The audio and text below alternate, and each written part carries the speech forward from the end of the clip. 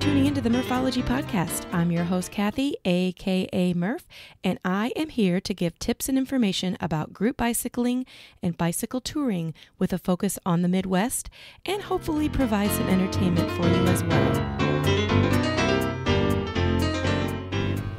Well, with me today is Mr. Jesse Pate. Hey, Jesse. Hi, Kathy. How's it going? Hey, not too bad. Good. Well, thank you for showing up to be on the podcast this week.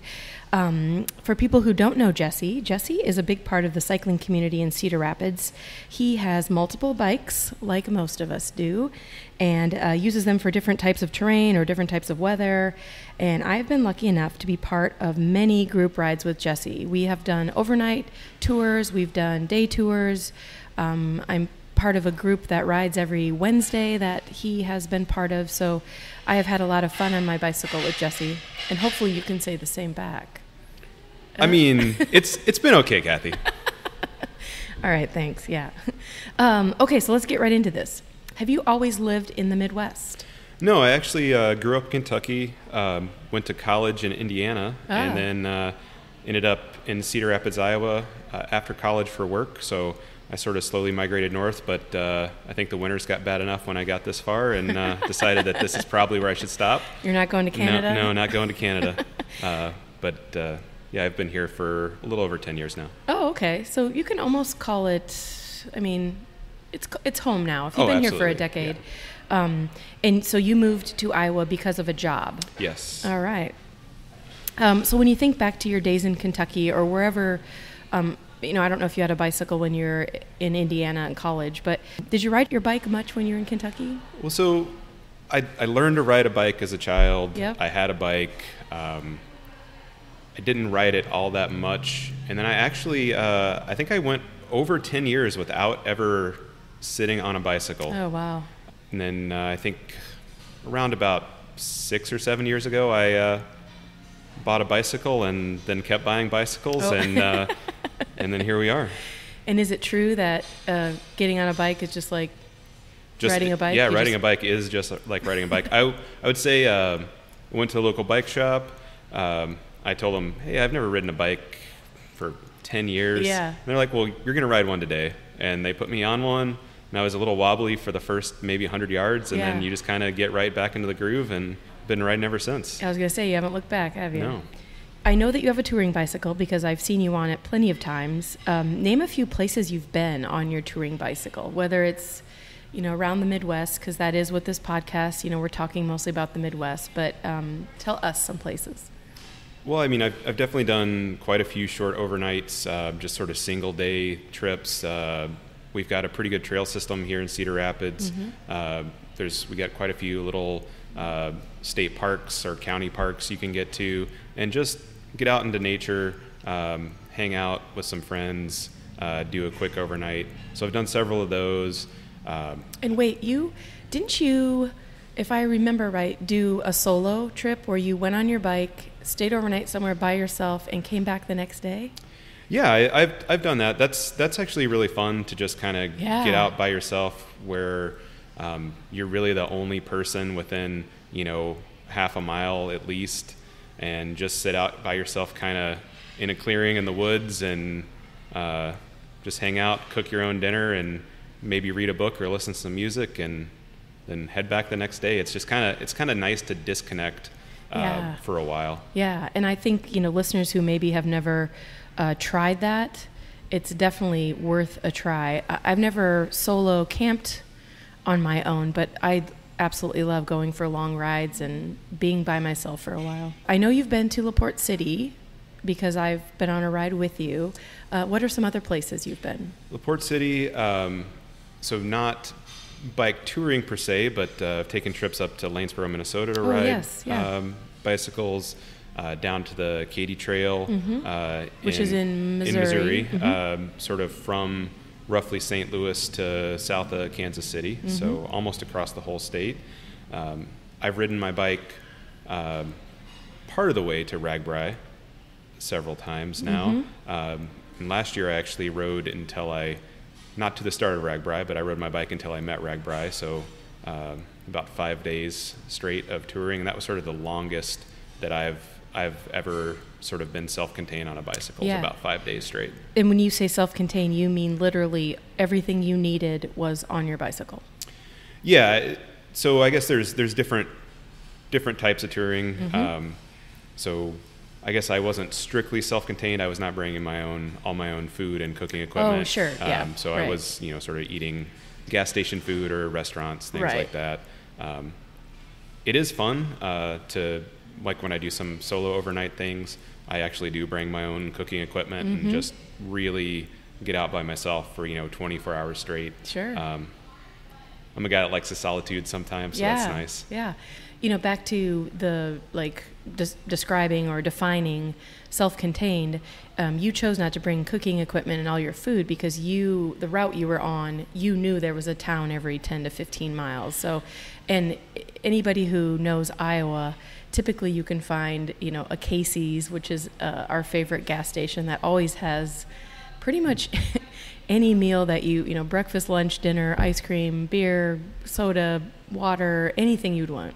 Yeah, and I think that's part of planning a tour is sort of looking at the route you're planning on taking, seeing what services are there, figuring out, where you think the good overnight stops are, whether you're going to stay in hotels, which, a lot of people enjoy credit card touring, which is sort of don't bring that much gear and just kind of ride from town to town and stay in Airbnb type things. And then all the way to the expedition touring across the mountains, where you'd go days without seeing another person. Right. And all of that I consider touring. Sometimes it's hard to define what bicycle touring is because, all the people I follow on Instagram are in the middle of a desert or in this mountainous region or traveling across Iran or Peru. And that's awesome. But I also define bicycle touring as putting all my junk on my bike and going 45 miles away, camping, coming back. Yeah, and all those guys that do those tours, they did not start that way. Right. No one buys their first bicycle and says, I'm going to do I think I'm going to ride all the way across Asia. That's right. Those are people that, you do it, you fall in love with the lifestyle and you just keep doing it more and more until all of a sudden you've quit your job and decided that you're going to go touring for a year. Right. And I'd like to say I'd aspire to be some of those people, but I don't think I would want that much solitude. Like, I'm a social... I just told you early before we started recording, I went on a bike ride by myself this afternoon, and I loved it because I didn't stop at a bar. I didn't stop for anything. I just rode my bike, and I loved it. But when I'm touring, I love the social side of it, the talking with groups, and, I've talked about on this podcast before how much fun it is. So let's talk bicycle setup. Okay. Maybe describe what you ride and name a few important to you features. Well, so my everyday bicycle, it's a Specialized AWOL, which is it's kind of a off-road-ish touring bike. So it's got room for wide tires. So it kind of rides the line between sort of gravel bike and touring bike, which is something that I really enjoy because I like to ride gravel roads. It's really nice to get out away from all the traffic. We've got beautiful gravel here in Iowa. Hundreds and hundreds and hundreds of miles of it. Yeah. Hills, great scenery. If you've never spent much time in Iowa, you don't realize how many beautiful rolling hills we have. Or if you've just, went across I-80 through the center of the state, there's actually a lot of really pretty scenery to see, and you don't really get to see that unless you really get off the beaten path on some of those back roads. Right. So on your AWOL, is it a steel frame? It is a steel frame, I think it's great. I think steel has really good ride quality. Yeah. I think maybe carbon's better, but steel's certainly quite a bit cheaper, which is a nice thing. It's also repairable, which is more important if you're really doing an expedition tour, but that's still a nice thing. In terms of other things that are nice, racks to have places to store things. Yep. So I've got racks, I've got a basket on the front. And then another, for me, I didn't know it was a must-have until I had one. But now I don't think I could have a primary bicycle without a dynamo generator hub. Yes, I have one as well, yeah. Which basically lets you always have power for your lights, so you don't have to worry about, oh, did I remember to charge the headlamp? It's just always there. You hit a button and you've got lights to ride at night. So literally, it's like a little machine that is mine's on my front tires. Yours as well? Yeah. So I think they're generally always on front tires, and they're a little bit of a process to get installed because they have to sort of build a wheel around this special hub, right? And they have to run wiring on your bicycle, and right. So it's a bit of a process, but at some point, like if you ride your bike enough, I think it's a worthwhile investment. Yeah, and people have told me that it does produce a little bit of drag.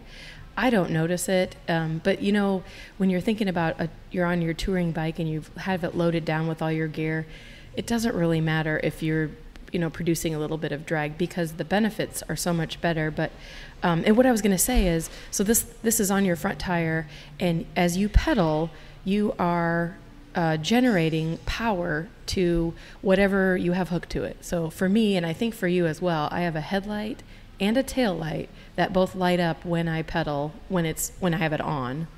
And then I also have a USB port, and I think you do too, or you used to. I still have a USB port, which is nice if you're ever going to be riding somewhere where you won't be able to get somewhere to plug in. Yeah. Usually riding, through the Midwest, you'll be in and out of restaurants and gas stations and places where you can plug your phone in for a half an hour. But if you're really ever going to get out away from everything, but you'd still like to keep some electronics charged, yep. That's a really nice thing. And yeah, it creates a little bit of drag, like Kathy said, but I think it's a small trade-off. Exactly. That I think it's worth having.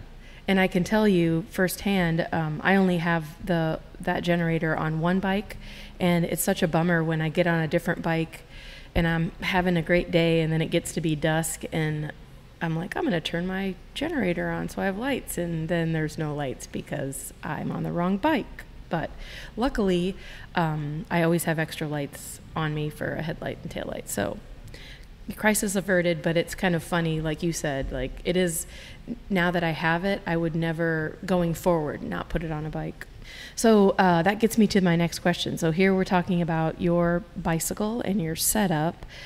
Do you always ride a loaded touring bike, or are there times that you're riding your other bikes? So I'd say I ride my loaded touring bike 95% of the time. Wow, yeah. I've got other bikes. I've got a mountain bike and a cruiser and a road bike, a fat bike.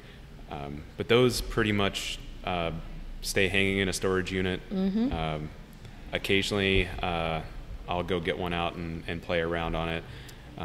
I will say I don't always ride my touring bike loaded, though. Okay. Yeah. So I will, a lot of times if I'm just going out to ride around, ride the local trails, mm-hmm. I'll take all the bags off. I'll just carry a few bare essentials, basically everything I need to fix a flat tire mm-hmm. in the event that happened, mm-hmm. and all the other things get taken off the bike. So it gets almost down to closer to riding a road bike than really thinking of as a loaded tour. So I think it's a really flexible bicycle to have. Sure. Do you know how sad your other bikes are that they just sit in that storage unit waiting and hoping that they get to go outside? I don't know. It's almost like retirement. It's like a little retirement community in there. Your fat bike's like, please start snowing or something. I need it. Okay, so go back to when your bike is fully loaded. What kind of stuff is in those bags? So, I mean, for an overnight type trip, you're going to have your camping gear, so mm-hmm. tent, sleeping pad, sleeping bag. You'll have change of clothes, or if it's a longer tour, you'll have several days worth of clothes. Mm-hmm. Maybe or maybe not food and cooking equipment mm-hmm. if it's that type of trip. If it's more of a hang out and party oriented ride, I would have a cooler mm-hmm. with some drinks. Mm-hmm. If it's a more serious touring ride, maybe I wouldn't spend the weight on that. Mm-hmm. I'd carry a basic toolkit that has the sort of things you need to deal with minor bike maintenance issues, a little med kit. I'm trying to think what else is on there. I think that covers the main things. Mm-hmm. I'm going to probably one-up you, because I feel like when I've been on overnight tours with you, you always have what somebody needs in your bag. So I bet you have like 20 pounds more stuff than other people have. Yeah, so I think I've sort of collected things over the years because someone had an issue. Yeah. And then I started bringing something to solve that issue just in case. So I'd say I probably carry, I don't know if it's 20 pounds worth of stuff, but I probably carry, 5+ pounds of things that, you could probably really get away without. Right. But I'd rather have that insurance just so that I can help either myself or someone else out. It's worthwhile insurance to, keep someone moving on a tour as opposed to having to, call for help. Right. And you have the skills and you have bike legs, so you can handle a little bit more weight, where, somebody who's maybe newer to it, they might not have. Actually, you know what? We should play What's in Your Bags. Okay, let's do it. How about, do you have this in your bags? Do I have this? All right, let's do it. And I'm not talking right now. No, I have nothing with me right now. All right. Do you have spare tubes? I do. Do you have a patch kit? I do. Do you have extra spokes? So I don't carry extra spokes, okay, but I do carry a Kevlar spoke replacement kit. So it's a piece of Kevlar cording and then a sort of little tightening mechanism. So in the event I broke a spoke, I would be able to, or someone else, we'd be able to replace that and keep the wheel going. The benefit of that is that's something that I can use on another person's bike, because for those that don't know, spokes come in dozens of different lengths, and you need the right spoke for the right bicycle. Whereas, with this little kit, you can help, anybody's bike out. I like that. I'll have to remember that. I should knock on wood. I've never had I've had one spoke break in my entire biking career, and somehow near enough to a local bike shop that I didn't have to take apart my bike and change it, which listeners who have been listening to this podcast, when I interviewed Will Sharp, he went through all of his mechanical issues, and that guy is a pro at changing spokes at this point. I have watched him change a spoke, and it's getting close to bike mechanic level speed. He should be like in one of those competitions, like how quickly can you change a spoke? Okay, do you have, extra charging device? I do. I usually carry a battery pack along with a wall charger with some USB plugs on it. Wow. Okay. Rain gear? Not normally. When touring in the summer in the Midwest, I find that it's hot and humid enough up here in Iowa that if it's raining on you and you put rain gear on, you're gonna get just as wet inside the rain gear as you would just getting rained on. That said, if I was doing a longer tour in the early spring, late fall, where you start having to worry about, what if I got rained on, worry about hypothermia, I would bring some rain gear. Okay, and it's kind of like a free shower too. If it starts raining and it's, like you said, hot and humid, I'm like, yeah. Now I saved myself 15 minutes for tonight. What else? Let's see. Do you have I don't know if I'm saying the name right, but like the quick link or the chain link? Yes, I carry a quick link for my bike chain, which sort of, in the event that you break a bike chain, you'll use like a chain tool to kind of push the pins out of the chain, and then if you have a quick link, it's pretty easy just to snap that in and reconnect the chain that you sort of remove the damaged link from. So that sort of saves you a little bit of effort on the side of the road. And so you have both, right? You have the chain link and the chain tool? Yeah, I have a little bike multi-tool that has just about everything you would need for bike maintenance on it, and then I do carry the quick link as well. The extra, okay. Well, if anyone who's listening wants to go on a bike ride with you, they're set. Yeah, I can probably handle most non-catastrophic. Okay, wait. Failures. Let's get silly with this. As long as we know now that you have a lot of stuff in your bike bags. Okay, how about, do you have some sort of tourniquet if someone is severely injured? Well, I don't have a tourniquet, but I'm sort of thinking about like what is a tourniquet, sort of some sort of strapping, and then some sort of like stick to use as a tightening device. Okay. I do carry some sort of nylon lashing straps, and I've got like a little mini bike pump that you could probably use in place. I think I've never tried the blood it, flow? but I think, and I'm not certain that I could make it happen in a panic situation, but I think I have the materials that you would need. So are you making a disclaimer that you are not a doctor? I am not a trained medical professional. So. But if somebody's arm is hanging off, you could probably stop the bleeding, maybe. I'd give it a shot. All right. I'd say maybe call 911 first, and then while we're waiting. That's happening. If they say we'll be there in an hour, then you got to act fast. Yeah, we'll see what we can do. You're right, yeah. Okay, don't need it really in the Midwest, but bear repellent? So it's interesting you mentioned bear repellent. Oh, okay. So I don't carry bear repellent, but one thing that I have learned riding sort of rural gravel roads is there's actually quite a few nuisance dogs out there. I don't know that you need bear repellent. That might be slight overkill. Right. But I've been chased a few times by some like fairly large, aggressive dogs, and it's made me think about maybe carrying some sort of pepper spray or something just. It's never happened to me, but it's one of those things that'd be nice to have in your back pocket, if God forbid, one of those dogs wasn't just trying to intimidate you and was actually going to follow through. Right. Or if they chase you for a long time, like you, even though you're, excellent bicyclist, a dog can usually outrun you. Yeah. That's, people don't realize is how fast dogs really are. And even on a bicycle, unless you're really fast, you're going to have a hard time outrunning one. Yeah. So I have a couple more asks, but on a side note, I was reading, and I'm sorry I can't reveal the source because I just don't remember, but somebody was talking about that very thing about, the occasional aggressive dog.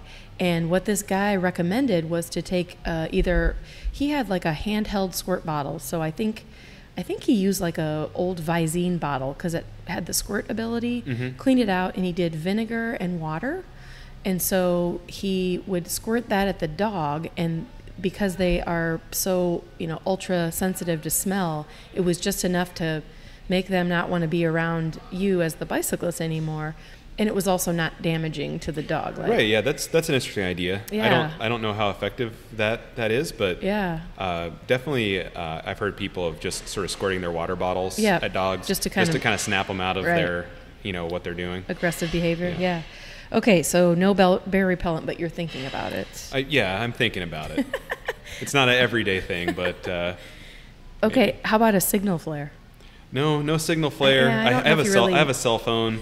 Usually if you're far enough away from civilization, your cell phone doesn't work. Right. There's probably nobody to see your signal flare. Right. Okay, is there anything on your bike that I haven't mentioned that most people would not carry? Like anything? Well, so I do one, I guess you'd call it luxury item that I carry is a sort of lightweight folding camp chair.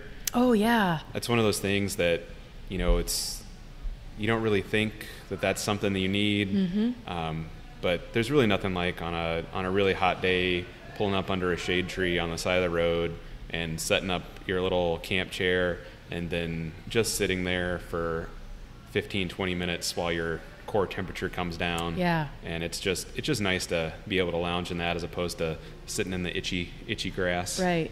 And it is, to me, a life changer because being able to sit for a few minutes is a world of different than having to stand. Or I'm terrified to sit in the grass because I'm prone to bug bites. Like I could spray myself with bug spray, but yuck, that's gross. So sitting in a chair is just, I don't know. There's a guy that's going to be on a future podcast.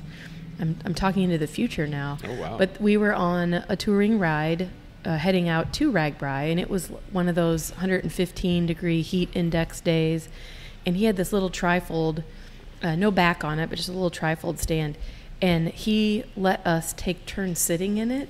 And, you know, that like 5-10 minutes that I sat in that chair, it like totally revived me. And oh my gosh. So I agree. That is definitely a luxury item and it doesn't take up that much room if you can find the right chair, and it's not that heavy.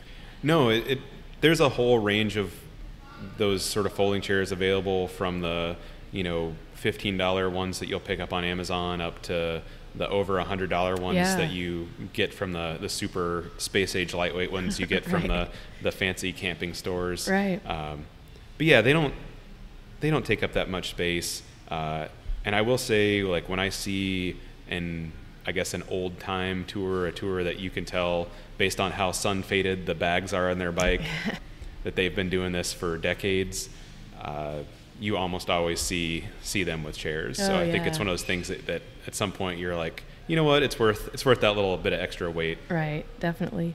Well, if someone were to ask you like why you carry all that stuff, like what would you say?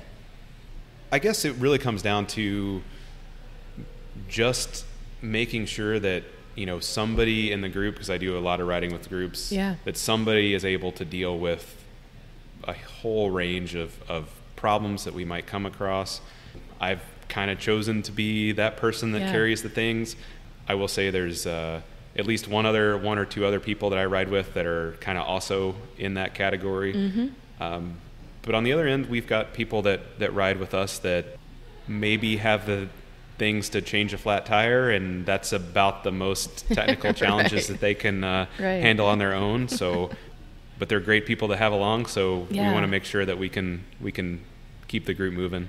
I am thankful that you are one of those people. So when you think about bicycle touring, are there any do's or don'ts worth mentioning? Well, so I'd say if you're first starting out, I think one thing that's nice to do is go to your local bike shop. One, for advice.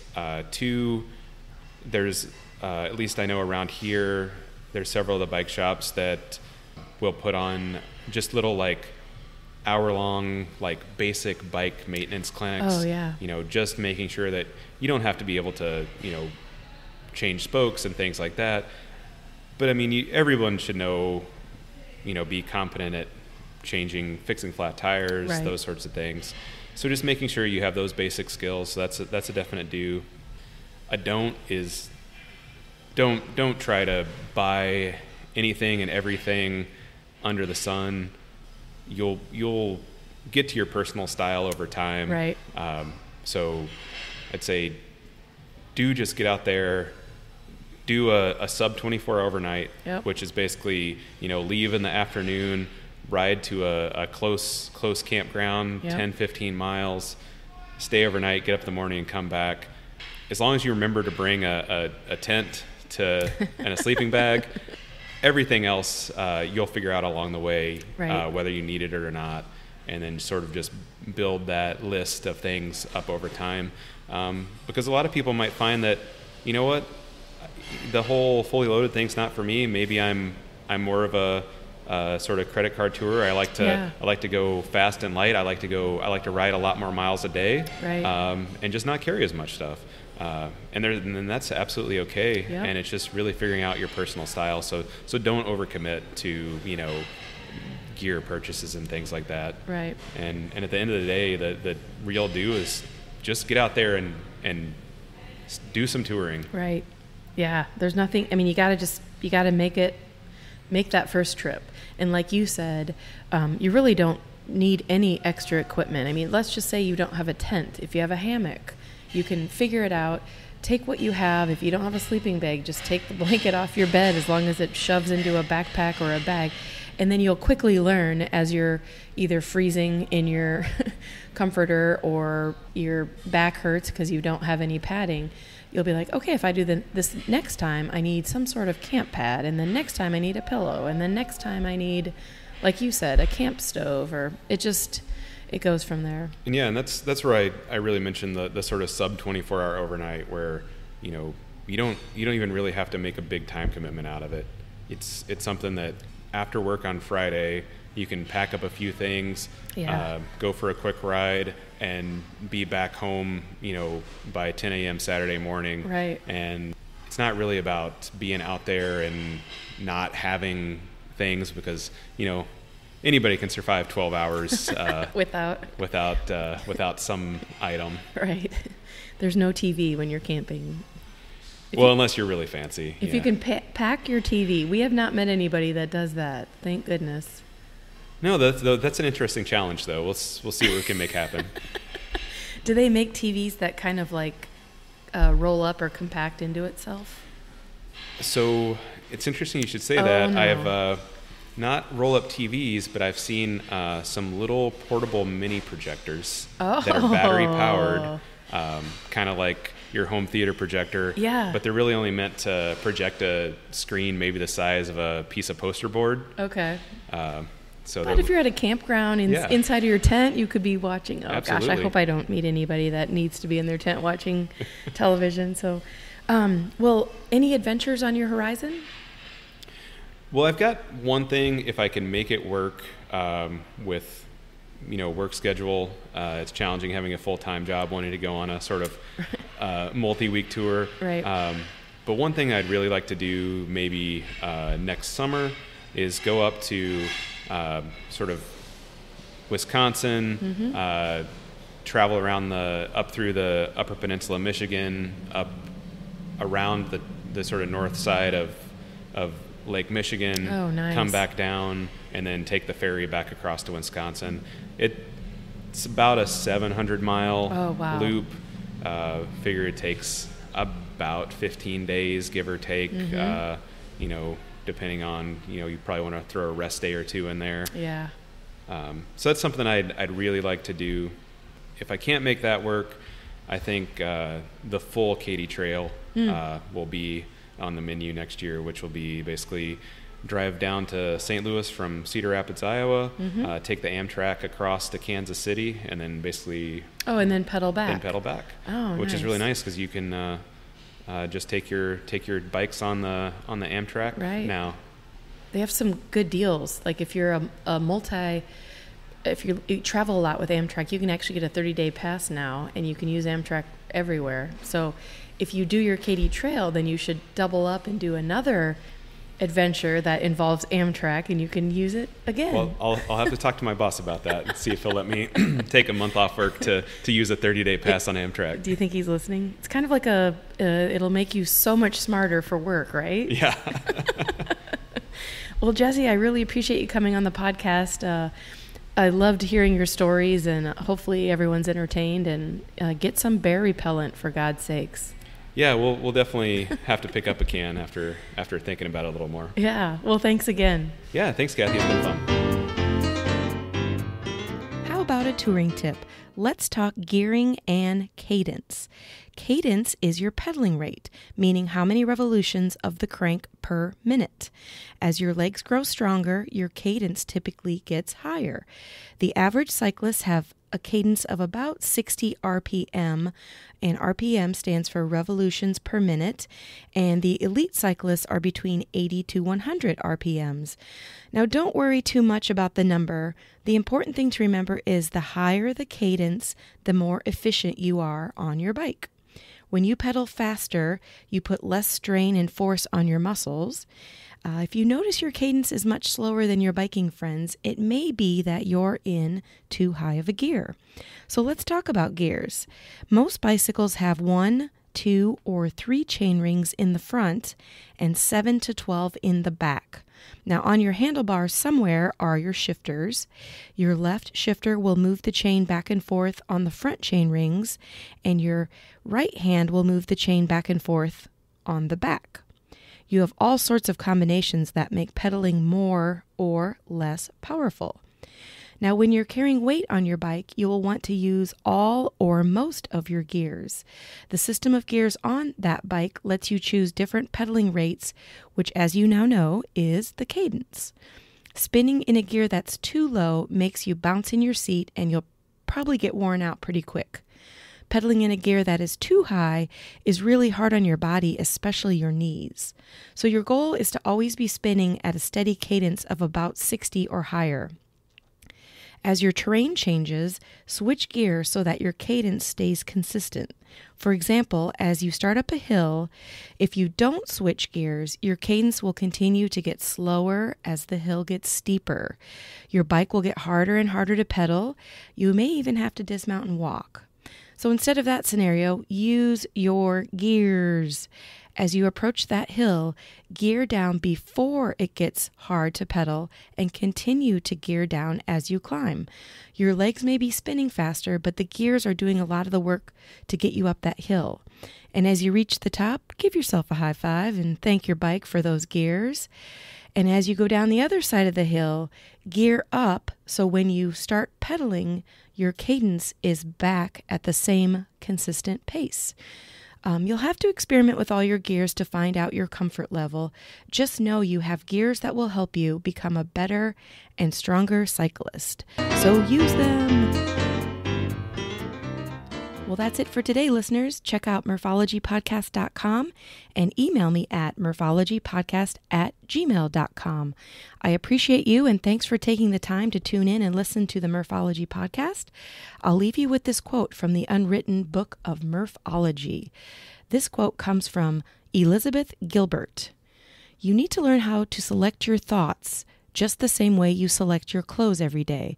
This is a power you can cultivate. If you want to control things in your life, work on the mind. That's the only thing you should be trying to control. Think about it.